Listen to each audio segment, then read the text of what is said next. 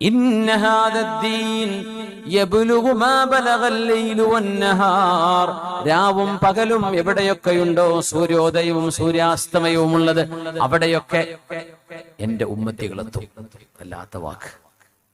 വല്ലാത്ത വാക്കല്ലേ അത്. പസഫിക്കും അന്റാർട്ടിക്കും കടന്ന് അങ്ങ് USA-യിലും കാനഡയിലും അള്ളാഹുവിന്റെ ദീനിന്റെ ശബ്ദമെത്തിയില്ലയോ?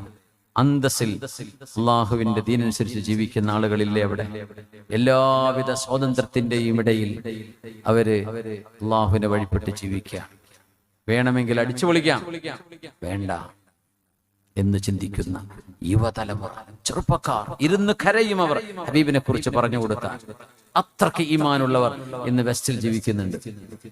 ഈസ്റ്റിലുണ്ട്, എല്ലായിടത്തും ഉണ്ട്. പക്ഷെ അവിടെ കുറച്ച് കൂടുതലാണ്. അവർക്ക് അതിന്റെ മൂല്യം അറിയും. അത് ദാഹിച്ചു കിട്ടിയതാണ്, ദാഹിച്ചു കിട്ടിയ വെള്ളമാണ്, അതിന് വിലയുണ്ടാവും.